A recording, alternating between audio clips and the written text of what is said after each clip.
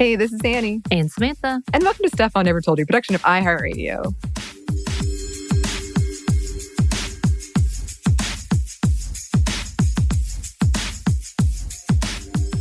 And happy Revenge of the 5th. If you thought one Star Wars holiday was too much, how about two? Here we are. Yes, I love Revenge of the 5th, like the name. Right. I do feel bad because today is also, as this episode comes out, if you're listening to it when it comes out, my little brother's birthday. Mm-hmm. And I'm ashamed to admit, I thought about Revenge of the 5th first and then his birthday. But to be fair, I once asked him, this was years and years ago, but I once asked him, name my birthday, but when is it? He said March 7th. So that's way, way, way off. That's not even close. I don't think I know any of my siblings. Oh, that's not true. I know two of my siblings' birthdays. So the third one, sorry. I don't even know my parents' birthday really well. My dad's, I finally figured it out. And my mom's, because hers is 4 days after mine. So I'm not really good with dates either. I am excellent with dates. I know you are. It is one of my weird things. In fact, there's that weird moment. Like I know a lot of people use Facebook for birthdays, but I usually just kind of remember. There are friends I haven't talked to in forever, and I'll be like, oh, her birthday is today. Should I? And then I feel like it's weird if you haven't talked in a long time. Right. I have one person who, I kind of mentioned her a little bit when we were talking about the girl games, essentially, the board games that we had, because she was the rich friend I had who had all the games. Yeah. I know her birthday. I know it so well. And I don't know why. And I haven't talked to her in 20 years. Sometimes those things just get lodged in. Yeah. I feel like Revenge of the 5th is a relatively newer, because I remember May the 4th being around when I was in high school, probably before that. But Revenge of the 5th, I've only really become aware of in the past few years. I don't know if I was just missing it. Like the last 4 years, I think I figured out what it was. Mm-hmm. I mean, it's right there, though. It's right there. It is. But think about it for me, like in sync, it's going to be May.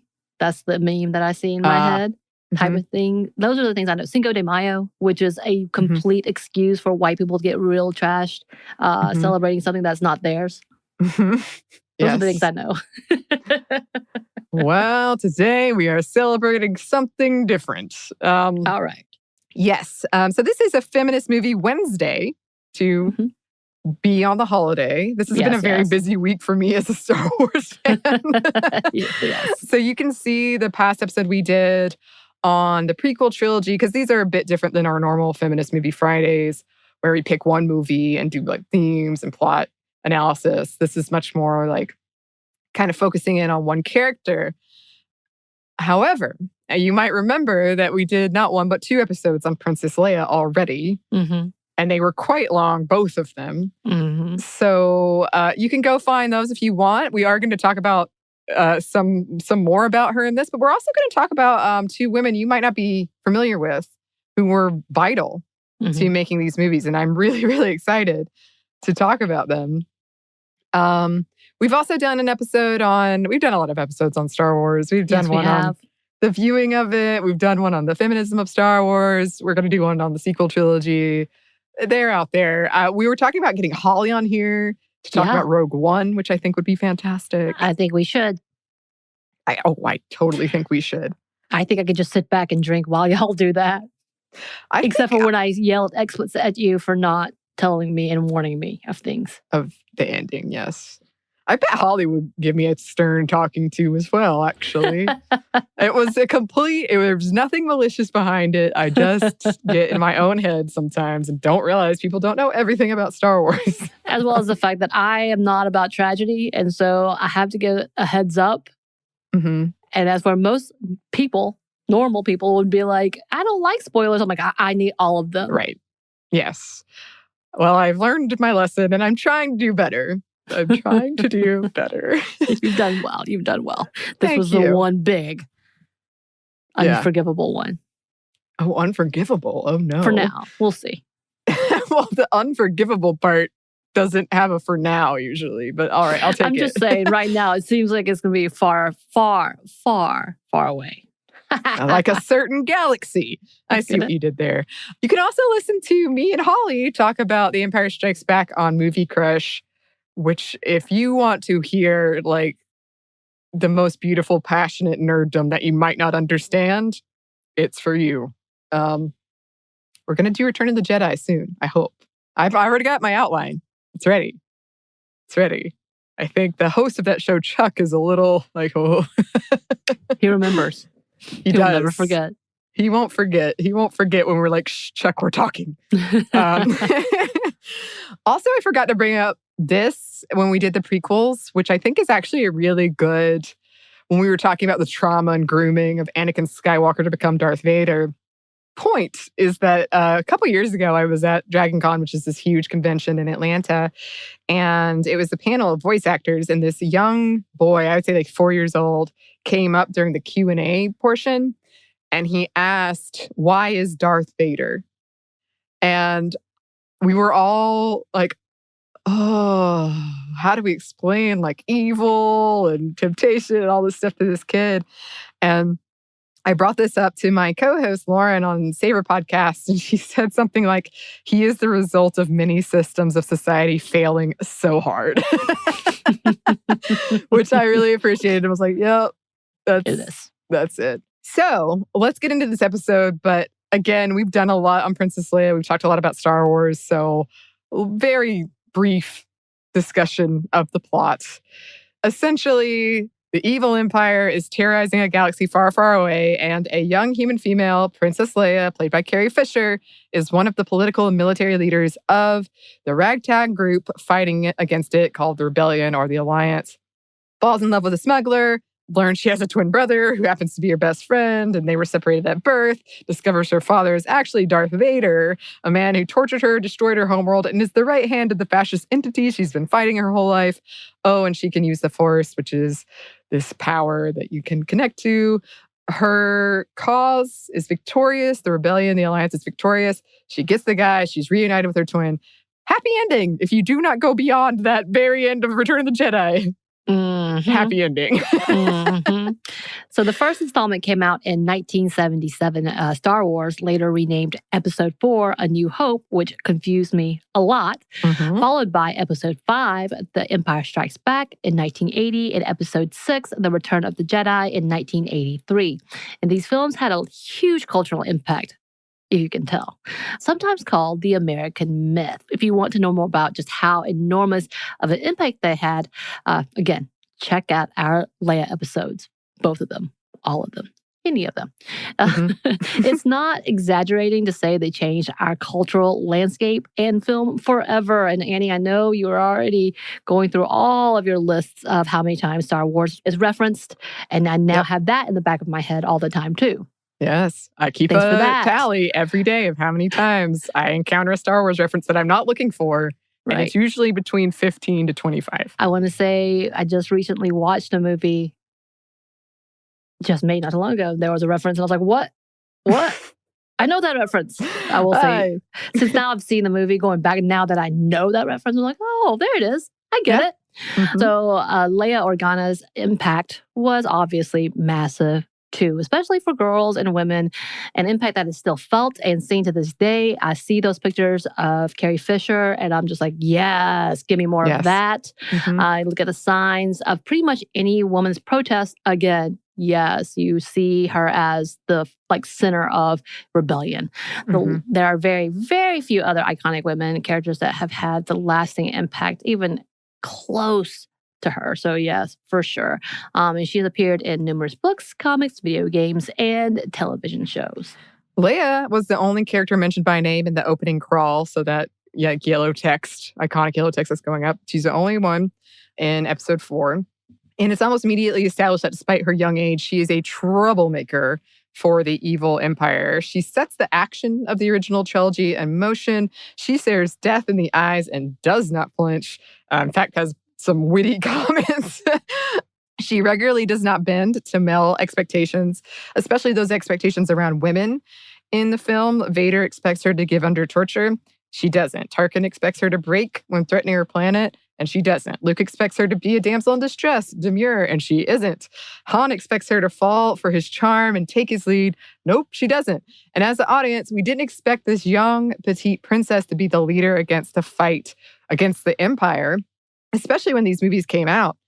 And she is. She is the leader. She is the one that is getting stuff done. Loss after loss, she soldiers on. She is already the hero when we meet her, respected by those around her. In Empire Strikes Back, right from the start, we see her commanding troops and overseeing the evacuation of the entire rebellion as the Empire, the forces that tortured her and destroyed her home planet, attack. And when I was a kid, that scene really stuck out to me that there was this kind of small woman who was commanding mostly men. And they were just like, okay, yep, we trust you. We're going to do what you say. She is a part of the planning and action throughout these films. She's determined to do everything she can for the cause that she believes in. And all these things while still remaining feminine. When these films came out, it was the 1970s. So yeah, women's lib, you had Roe v. Wade.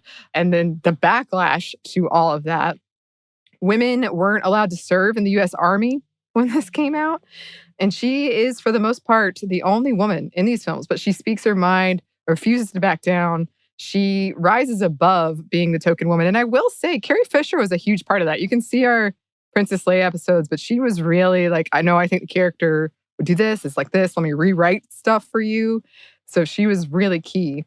Notably, Mon Mothma, one of the only other women in the original trilogy, is also a leader of the Alliance, but you only see her very briefly. She does pop up in other Star Wars properties, but in this original trilogy, you see her for like a minute, maybe. So, believe it or not, there were a few aspects of Leia's character I did not get to touch on in our two-parter episode on her. Sorry, I had to limit her, y'all. She limited me on this one too. I did. I have even more thoughts. But most of these thoughts I've had reading the entire current comic series. But they are elements that are present in the film that you just get to explore more in the comics. And I thought it could be interesting to do some comparisons now that we've talked about Padme Amidala in the prequel trilogy, Feminist Movie Friday, who is Leia's biological mother. Right. So one aspect that they explore in the comics is this idea of ruthlessness, or what it takes for Leia to lead the rebellion, a rebellion that is small and struggling and constantly on the verge of being destroyed. There's a storyline where Leia chooses to sacrifice Luke. And yes, Anney has told me this version a lot. She has a lot of feelings on this. I do. That they don't have the speeders to spare in order to kill Darth Vader. She herself is willing to die if it kills him too. Han is appalled, and yes, he's the one with the emotions in this part, right? Yeah. And goes to save Luke, and Leia later decides to come back for them. Yeah, so I do have a lot of thoughts about this. She does. There are a couple things going on here. Obviously, there are a lot of reasons Leia would want revenge against Darth Vader, and she is still dealing with a massive trauma. On top of that, she's very young and trying to lead a rebellion that is constantly on the brink of extinction. So she has to make these tough calls. Leia is all about the cause. We talked about that, how it's like Luke is playing personal checkers and she's playing like galactic chess. She's much more thinking about this bigger picture of how to defeat the Empire, and Luke is more on this personal path of discovery. But also, this whole thing is a part of her arc, learning to accept those softer parts of herself, allowing herself to be more open and caring, to go after what she wants, or even admit she has personal needs and that is okay. As I'm watching The Rebels and she's introduced, and Ezra is just a dick the entire time to her. So I guess they're pushing that button on purpose to make that whole idea. Yeah, I feel like Ezra, in that case, they're trying very hard to be like, he's got a lot to learn. Oh, okay. Well, going back to the story arc, in that same storyline, Luke crashed his ships into Vader's in an attempt to kill him. So, well, he's willing to die. And Leia saved him from Imperial capture and bounty hunters on more than one occasion. We know this. And in the comics, we see Leia making alliances with several strong women who are sometimes at best morally ambiguous. Like Afra, who we just talked about. Yes. She has a nemesis who is a woman, and she connects with a woman struggling with her people only to be betrayed, and the alliance losing a devastating amount because of it. Yeah, that was a real bummer, because she was like, oh, I'm connecting to you. I also feel this way. When I was a princess of Alderaan and betrayed. Every time. Yeah. Well, and that woman's storyline was complicated as well. Not to flatten it, She had a lot she was dealing with too. And I forgot there's a whole part in the comic. So she's looking up at the night sky and she can still see Alderaan because the light from the explosion hasn't reached her. So much trauma. There are a couple of other instances showcasing the darker side of Leia as a leader, things that seem cruel or ruthless to the other characters in the story, which could open up a whole discussion on how we view women leaders. Because I think a man doing the same things might not be, I don't know. I don't know that they would be seen the same way. They might be applauded as a man making a tough call, whereas with a woman, it might be she's a cruel ice queen. I don't know. And also, to be clear, I have read all these comics, some of them twice, but generally most of them once. So it's a lot of information to take in, Samantha. In general, I do appreciate that Leia doesn't shy away from her emotions, including less feminine-coded ones like anger. But also, she doesn't shy away from the feminine-coded ones while really mastering that emotionless mask. She's really good at that, too. Something else that is explored in the comics are all the ways Leia shaped at the responsibilities of being a princess and at how the press always reduced her to that label no matter what she did. The wardrobe, the hair, the expectations. She once said to one of her aunts who was teaching her etiquette, quote, being a princess had to be about more than silently doing one's duty. And I'm pretty sure the aunt said something like, nope, that's almost all it is. She was adopted as a baby and raised as a princess by Bale and Breha Organa to keep her hidden from the Emperor and Darth Vader. From a young age, she rebelled and protested against things she saw as unjust, as well as showed an aptitude for politics. Like her biological mother, she became a senator as a teenager. She received training in self-defense and marksmanship and started working with the rebellion at a young age. She's a tomboy in a lot of ways and expressed a fear at being married off. That was an interesting thing I thought they explored. A fear that caused her to run away more than once. Leia did not fit the mold of a princess, though when we first see her, she looks very much the part of a princess. And also, just a note, I know this is confusing, but when Disney bought Star Wars, there's now there's like the old canon, which is Legends and Abandoned, and the new canon, which is official Disney canon. They still use some stuff from the Legends canon in the Disney canon, but it can get really confusing. But this is mostly Disney canon. Okay, then. Yeah. And something separate, and could be a whole episode on its own about how young women were and are treated in the entertainment industry and the impacts of the treatment when it comes to things like drug abuse and mental health and how we take that seriously or don't, and often outright mock it in women. And we've seen that, and we kind of talked about that, about the women of the 90s episodes. But yeah, that should be a whole conversation because we do see that in reference to not only Carrie Fisher, but she was mocked, I think, more than even Mark Hamill. And as you told me, the things that were happening on the holiday special that made it obvious. Yeah. So some people were altered. Yeah. Well, there's just a lot of when she's written about her experience, and there's just a lot of instances where you're like, wow, this is not a good situation for a really young woman to be in. Right. So I definitely think that's something we could revisit. But for now, we wanted to talk about some women who worked behind the scenes on these movies. But first, we're going to pause for a quick break for a word from our sponsor.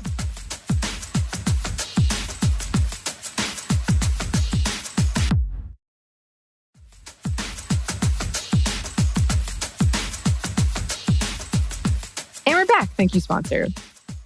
Since we have talked about Leia a lot in the past, even though I could go on and on and on, clearly, we thought we would highlight some important contributions women made to these movies you may not know about, starting with Marcia Lucas. You may have heard people say Star Wars was saved in the edit, and they're talking about A New Hope, Episode 4. One of those editors was Marcia Lucas, George Lucas's ex-wife. Marcia was born in California in 1945. She studied chemistry in college, but through her work as a film librarian, she found a love of film editing. After the previous editor left George Lucas's 1973 film American Graffiti, he was really struggling with the structure of it. Marcia, who he had worked with previously, they had gotten married in 1969, stepped in and got to work, editing scenes, combining them, doing away with some altogether. The original runtime was 3.5 hours long. She got it down to an hour and 50 minutes. Dang. Yeah. The finished product was critically acclaimed and resonated with audiences. Marcia received an Oscar nomination for her editing on that. Martin Scorsese took notice, and Marcia worked with him on 3 films. Alice Doesn't Live Here Anymore, Taxi Driver, and New York, New York.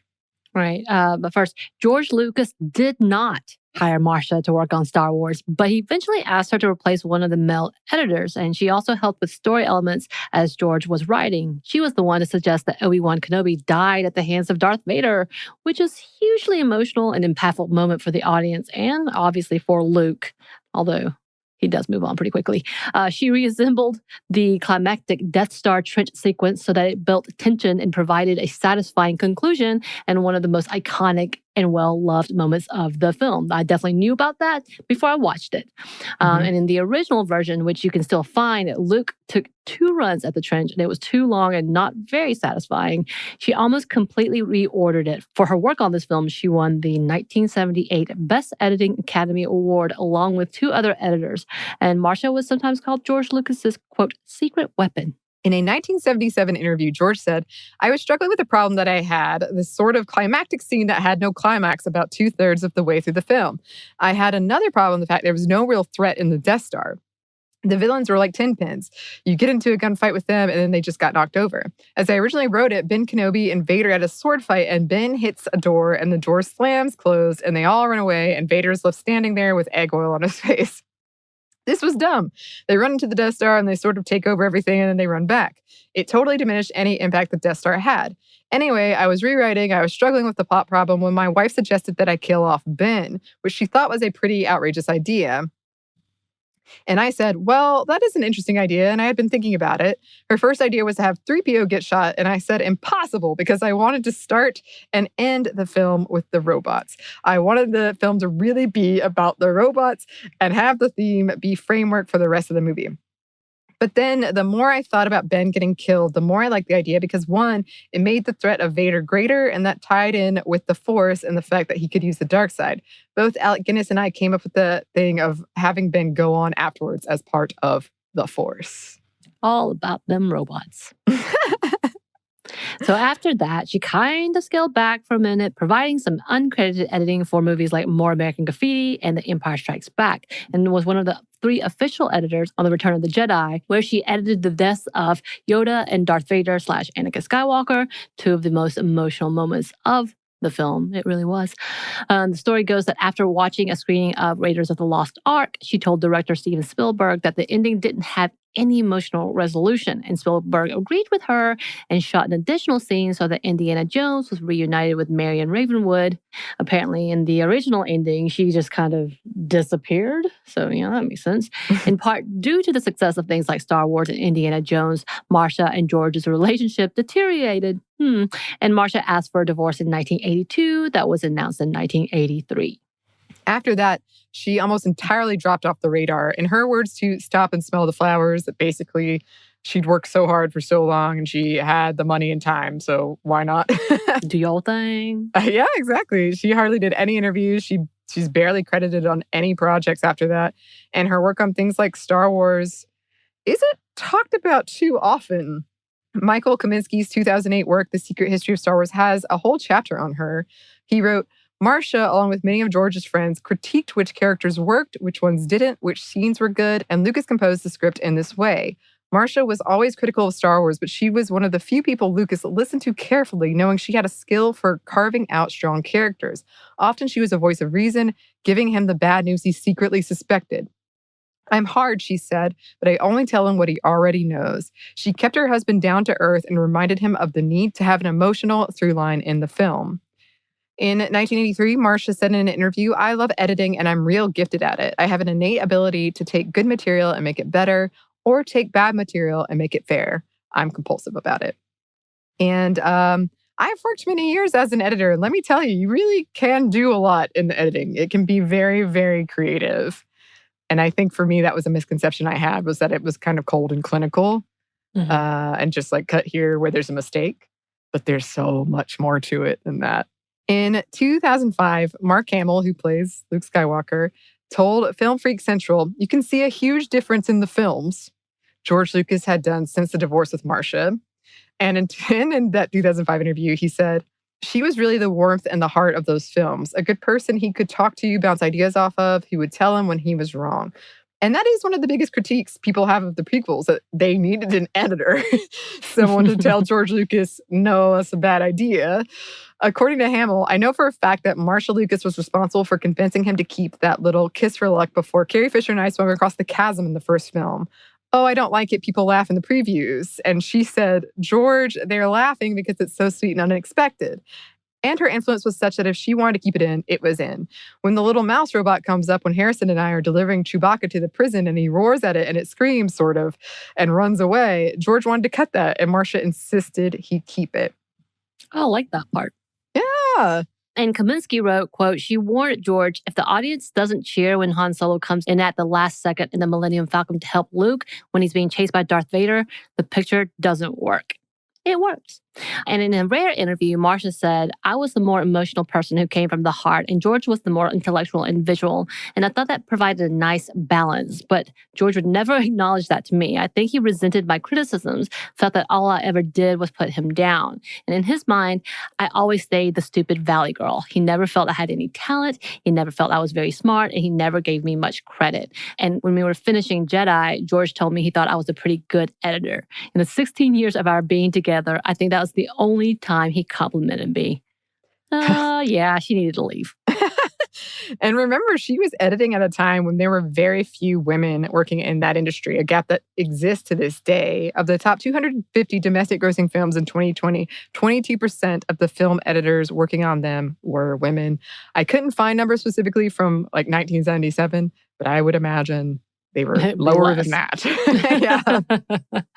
Some people argue that Marcia's impact is overstated. It's Star Wars. Of course, people argue about it. But you can't deny she was key and an influential element in these films that made cinematic history. I mean, if she's the one that reordered the Death Star trench, that's iconic. Like, right. If that, oh my gosh. Right.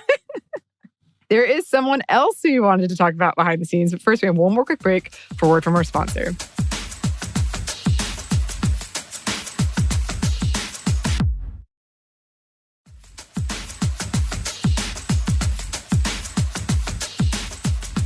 And we're back. Thank you, sponsor. Yeah, now let's talk about Leigh Brackett, the queen of the space opera, and sometimes referred to as the first science fiction author to succeed in Hollywood. So Brackett was born in California in 1915. Her father, who was an aspiring writer, actually died during the 1918 flu pandemic. And Brackett did become a writer in 1939, and she joined the Los Angeles Science Fiction Society. In 1940, she published Martian Quest, her first story. Over the next few years, she published several stories in science fiction magazines, and she wrote detective stories too. And her first novel, 1944's No Good from a Corpse. No Good from a Corpse was also well received, and Brackett was asked to work alongside William Faulkner and Jules Furthman on the screenplay of the 1946 film The Big Sleep. Apparently, Howard Hawks, who directed it, told his assistant to call this guy Brackett and later praised, she writes good, she writes like a man. Yeah. Aw. Thanks. And she and her friend Ray Bradbury published the novella Lorelei of the Red Mist in 1946. By this point, she started publishing novel-length science fiction in magazines, over 10 in the next decade or so. She was still writing mysteries and added westerns into the mix. She got screenwriting credit on several projects like 1959's Rio Bravo and 1973's The Long Goodbye. Some of her own works were adapted for television. Of note, a lot of her sci-fi space opera work was ridiculed for being lighter takes on sci-fi with these elements of romance, often called pulpy. And in fact, that nickname, the Queen of Space Opera, was largely seen as a bad thing. Reminder, Star Wars is labeled as a space opera. So this is another example of when a woman does something, it's frivolous and worthless. When a man does it, it's genius, groundbreaking, and award-worthy. Every time. Every time. But okay, we're talking about Star Wars. After the success of A New Hope and wanting to avoid all the stress working on it caused him, George Lucas wanted to ask someone else to write the script for the sequel. Plus, he was super busy with Industrial Light and Magic, building Lucasfilm, and he was paying for it out of pocket, so why not? I've never been able to confirm this completely, but I think the holiday special might have something to do with that. He was like, never again will I be beholden to a studio. I'm paying for this myself. So technically, The Empire Strikes Back is an independent film. Oh, interesting. Yeah. He had some ideas, but no real plot in mind. He tapped Lee Brackett to write it. Lucas and Brackett met several times to nail down a very basic plot. A lot of it made it into the film. Brackett turned in the first early draft for The Empire Strikes Back. While there were elements that Lucas liked, there were several that he wanted to rework. Unfortunately, Brackett died of breast cancer in 1978, just a few weeks after she turned in this early draft. And Lucas tried his hand at a few drafts that were refined by Lawrence Kasdan. Her draft and the potential of what it would have become, it had the potential to become, is sometimes referred to as the lost version of The Empire Strikes Back, or the version you never saw. You can find the whole draft online, though, complete with handwritten notes. A fan site called StarWars.com acquired the so-called Holy Grail in 2010 and scanned and uploaded it. I know you've read it. What do you think? It's weird. It's much more, it's got much more fantasy in it. It's much more on like fantasy side, and it's got a lot more romance. But it's beautiful and it's beautifully written. Some of the dialogue is pretty clunky. But again, this was a first draft, so I think it was probably very like, here are the beats. You have to hash it out. Yeah, it's recognizable. Like there are some scenes you're like, yeah, this is The Empire Strikes Back. This is what it ended up in the movie. Nice. So while a lot of her story got reworked or dropped, as you can tell, some key elements remain in the film. The Battle of Hoth is in it, which was a risky decision at the time to put your big budget fight scene right at the top as opposed to the end. Luke's and R2's separation from Han, Leia, Chewie, and 3PO. You've got frog-like Yoda, the backpack. Though at the time he was named Buffy. Oh, I'm really glad I changed that. In fact, the whole sequence of Luke training on Dagobah remains pretty unchanged. Lando's in it, the asteroid-filled chase, the love triangle, much more focused on that in the first draft. The introduction of the Emperor, a city in the clouds, the name Bespin is in the script as is Hoth, though for different planets. C-3PO gets blasted apart. Han, Chewie, and Leia are used as bait to lure Luke, and the climactic confrontation between Luke Skywalker and Darth Vader, where Vader tries to turn Luke to the dark side. All those big story beats are there, minus the I am your father thing and loss of Han, though he does still fall through Cloud City to get away from Vader and is rescued by the Millennium Falcon. However, even in this early draft, the connection between Luke and Vader was integral to the plot. Vader, a menace hunting Luke throughout. The ending is kind of similar too, with Luke and Leia watching on as Han and Chewie fly off into space. Yes. That was a long list. Those plot points were all there. Yeah. Even so, George Lucas doesn't really acknowledge it, or he kind of does, but not in a good way. I feel like maybe it's complicated with like union stuff. I don't know. Okay. He once said, I didn't like the first script, but I gave Lee credit because I like her a lot. She was sick at the time. She wrote the script and she really tried her best. During the story conferences I had with Lee, my thoughts weren't fully formed and I felt that her script went in a completely different direction, which she is in the credits. And he made sure that she was credited alongside Lawrence Kasdan for writing. And to do that, because I don't know the ins and outs of this, but basically the rules of the Writers Guild of America, to make sure that they gave her screenwriting credit, he intentionally didn't submit drafts of his own of the script. And I've read it and it's weird. It's one of those things where it almost feels like a fan fiction of, because those beats are there, but it is much more fantastical. So I don't know. Like, I feel like I get what he's saying in terms of it went in a completely different direction, but at the same time, I'm like, kind of not. She gave him a good base. Yeah, a lot of it is there. But, okay, that's not to say that some things didn't change from that early draft. Her version did contain a lot more elements of fantasy from the final script, like the big ice creatures in the beginning. They were like ghosts. They could like disappear. Ooh. And In some of the deleted scenes of The Empire Strikes Back, you can really see some leftover elements from her original idea, which I do maintain every scene they deleted from The Empire Strikes Back, thank God they did. But like, there's an attack of the Wampas, the ice creatures. The love triangle is more emphasized. In her version, Leia was much more damsel-y, really a love interest, not much else. So it's good that that changed, though. Some people pointed out that this minimizing of Leia manifested in the gold bikini scenes in Return of the Jedi. See our Princess Leia episodes for more on that. I don't really think you can blame Brackett alone for that, though. Right. Absolutely not. So the Empire is barely in it, too, which is funny given the title of the movie, but at the time it was just Star Wars 2, so there that is. Vader's character wasn't really fleshed out yet, didn't have any discernible motivation other than revenge for the Death Star, but he was much more active in attacking Luke with the Force no matter where in the galaxy he was, so there's that. Yeah, he could like make him pass out by just thinking it. It was weird. Luke manages to pull his ship out in Dagobah, so that whole like do or do not, there is no try. He does. Whereas in the movie, he does not. He learns the ability to summon Force Ghost. So that's different. And he summons his father, who is not Darth Vader. Not only that, but his father's ghost reveals to him that he does have a twin sister, but it is not Leia. It is someone named Nelith, who you never hear about again. Most likely that was going to be resolved in the third movie. But the twin thing did end up getting used. Just not in this one. His father, along with Ben, knight Luke as a Jedi and tell him to face Vader. So he becomes a Jedi Knight in this one. And yeah, when you think about it, the Force Ghost element is a pretty fantastical thing that ultimately survived to the final films. I know Lucas said that he and Alec Guinness fleshed it out, but I've never really thought about that as being kind of like, yeah, it's like a fantasy.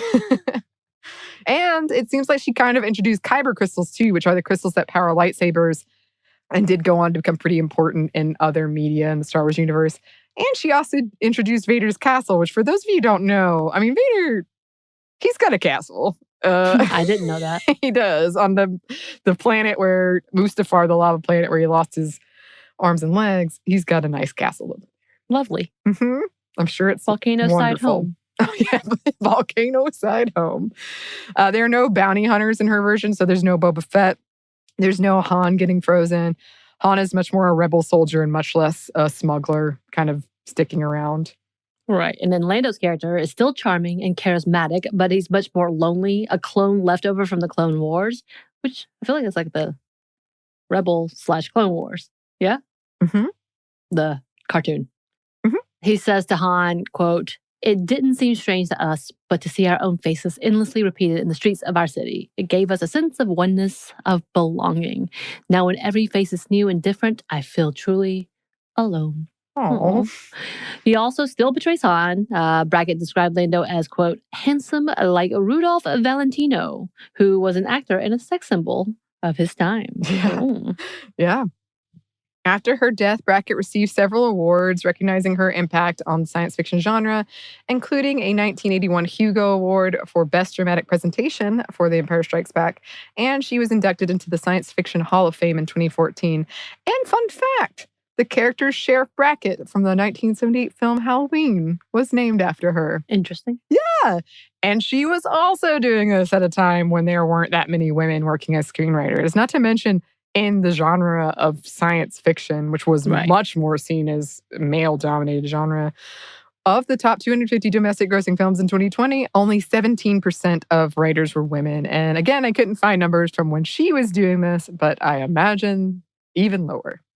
Even lower. So The Empire Strikes Back is one of the most celebrated movies of all time. Is this your favorite movie, Anney? Right, so I thought. All time.